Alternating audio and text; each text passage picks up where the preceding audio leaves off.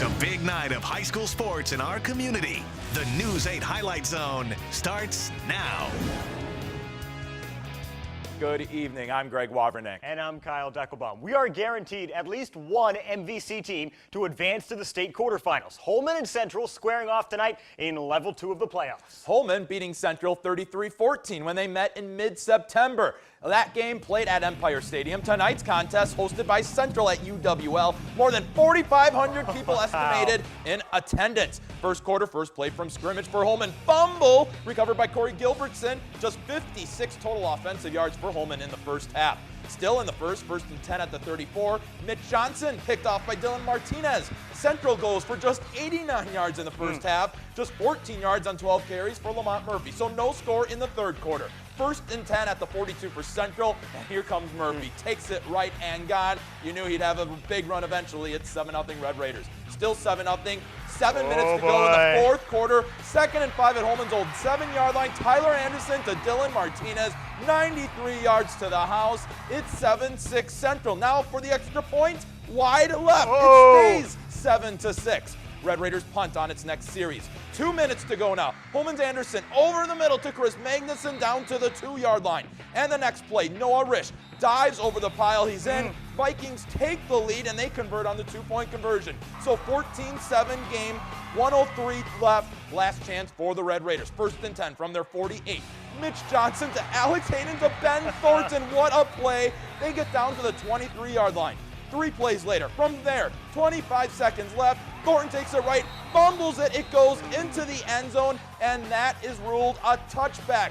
Holmen gets the ball, and Holmen takes a knee from there. A difficult way for the game to end. Vikings moving on, winning 14-7. Tyler entering the fourth quarter down 7-0. What changed for this offense? Nothing really changed. We went back what we were on in the first quarter. I'm just thankful that defense kept us in the game. Dylan, kind of seemed like that one play kind of broke things open for this offense. Take us through it.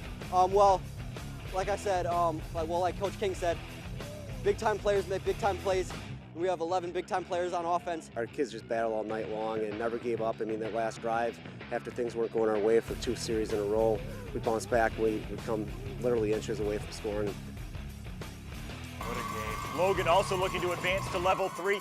Rangers on the road at Reedsburg. Beavers in control in the first after recovering a Logan fumble. Austin Shiving follows the line into the end zone. At a field goal, they're up 10-zip at the half. Logan's run, they get going from there, and they go to the air. Mitch Schreiner threads the needle to Eric Elmore, and we've got a ball game, folks. Reedsburg on offense again. They put the ball on the ground.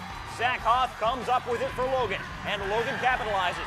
4th down prayer ends up in the hands of Peter Hagelin. Holmen in the end zone. Logan takes its first lead of the game, 14-10. Beavers knock the lead down to 1, but they learn a quick lesson why not to kick to Elmore. End zone or bust for Eric Elmore here, and that's all the lead the Rangers need. How about this? They end the game on a 21-5 run. Logan wins 21-15. What a win for them. Let's see if any momentum from Black River Falls' 21-point fourth quarter rally from last week can carry over to tonight. Tigers hosting top seed Ellsworth. Panthers up early 11-0. Tigers driving. Ryan Mills takes the handoff, punches it in from 2 yards out. Ellsworth lead cut to 3. Very next play, Tigers kick off and force a fumble on the Panthers' return man. Matt LaFonge scoops it up for BRF, eventually leading to a Tigers touchdown. BRF takes a 14-11 lead. Early second quarter, Ellsworth going deep. It's intercepted by LaFonge, who runs it back for 27 yards, sets up good field position for the Tigers. And later on, Tigers facing 3rd and 13. Ethan Young to Jack Rue for the 17-yard TD pass. Young with 279 yards passing, BRF up to 20-11. But Ellsworth would rally back, scoring touchdowns before the half. One on the screen pass to Nick Taranto from 7 yards out. Panthers up 25-20 at half, and a comeback for Ellsworth in this one. They come back to eliminate Black River Falls by a final of 38-33. Well, rest of the playoff action from Wisconsin coming up in a little bit, but we go to Minnesota, where teams play for a spot in the state quarterfinals tonight. 3-time defending state champ Caledonia taking on Chatfield, and a game played at Winona State. Now, the last time the Warriors played at WSU, they lost in the 2006 section championship. In the 6 seasons since, Caledonia has won 5 state titles. Warriors also going 87-4 since that last loss at Winona State. tied at 7 in the final seconds of the first half. Chatfield's Alex Bratt, field goal, no good, still all tied. To the second half, Caledonia's Mason Demorit finds Sean Connor for the huge pickup, and down to the 2-yard line they go. Warriors settle for a field goal, and Warriors lead 10-7. On the ensuing possession for the Gophers, quarterback Nate Scarr finds Drew Hurley for the big pickup. Chatfield gets a field goal, and this game is tied at 10. And that score would hold until the final seconds of regulation when Caledonia's West Spire's long field goal attempt, no good. This one goes to overtime where Chatfield comes away with the 13-10 victory. Spring Grove and Grand Meadow meeting for the third straight year in the section championship. The team split the previous 2 years. First quarter, Grand Meadow's Trenton Gleefus with the QB keeper. He gets the corner and gets into the end zone. Super Larks lead 6-0. Later on in the first, Grand Meadow looking for more. Gleefus drops back to pass, scrambles around, but is sacked by Spring Grove's Harrison Spelt. Lions forcing a turnover on downs. Second quarter now, Grand Meadow's Ian Jacobson takes the handoff, slips by some defenders, finds his way into the end zone for the touchdown. Grand Meadow ending Spring Grove's season tonight, 31-14 the final.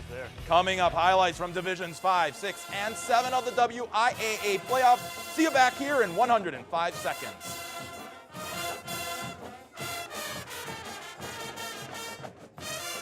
Welcome back to the News 8 Highlight Zone. Arcadia with the test of traveling to face Stratford in Level 2. Now, Stratford is 4 years removed from their string of 6 straight state championships, but is still one of those traditional state powers you don't want to come see playoff time. Stratford, 9-1 on the season. Arcadia, a perfect 10-0. Second quarter, Raiders up by 1. Lee Pronshinsky picks off the pass. He takes this one deep for a stroll into Tiger territory, but unable to put up any points off that interception. Arcadia gets the ball back again. 10 seconds left before the half. Quarterback Rob Hesley scrambles, finds the end zone. They go up 14-6 at the break, but Stratford comes back. Arcadia loses this one by a final of 28-14. In that same bracket, Westby playing host to defending state champion Amherst. This game played in Viroqua. Second quarter, Amherst Garrett Groshek finds Wyatt Brooks across the middle for the touchdown, and the Falcons are up big. Later in the second, more Amherst. Groshek keeps this one himself, takes it outside, 19 yards in the score. That makes it 34-0 Falcons. Closing minutes of the half, Norse looking to get on the board. They give it to Travis Offsleen, who takes it up the middle. Getting out into the open, no one catches him. He goes 82 yards for the score, and that gets the Norsemen on the board.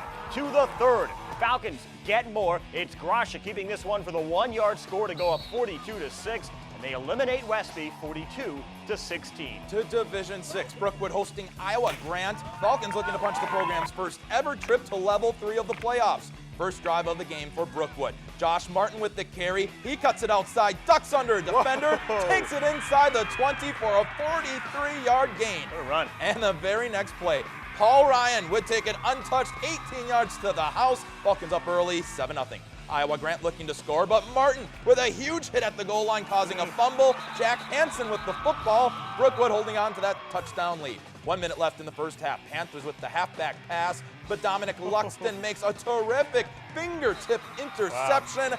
Brookwood goes on to win 27-7 the final. Congratulations. In Division 7, New Lisbon hosting Loyal. Both teams giving up just 6 points in their Level 1 wins. First quarter, New Lisbon's Colin Peterson tries to go deep over the middle. Trevor Witt juggles the ball and makes the athletic play.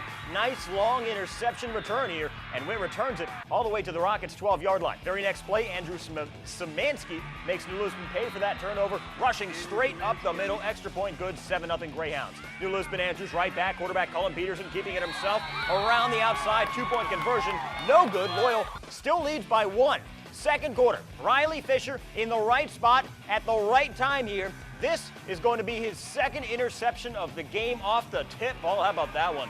New Lisbon overcomes the turnovers. They make a comeback. They beat Loyal 22-21 to advance in the playoffs. Indy Gilmanton, the only 8 seed in the entire state that has advanced to Level 2. They look for their second straight upset hosting Pittsville. Bradley Wesley drops back for Pittsville, hits Jacob Allen for the 26-yard play. Can't quite break the plane down to the 1-yard line, though. And on the very next play, Alec Kohler slams his way in for the score through the pile. 6-0 Pittsville. Cameron Zeller punting for Independence. Kyle Kohler is going to call for the fair catch, but he fumbles. Desmond Davis falls on it for the Independence fumble recovery. Indies can't do anything with it, though, as Indy Gilmanton, good run with that 8-1 upset, but the run ends as Pittsville wins this one 18-0. Let's check a couple more scores in Division 7. Blackhawk defeating DeSoto 42-0, and Potosi ending North Crawford's season 48. Viterbo women's basketball season opener, V-Hawks fall by 35 to Cardinal Stritch. We have to call another timeout. More Highlight Zone when we return.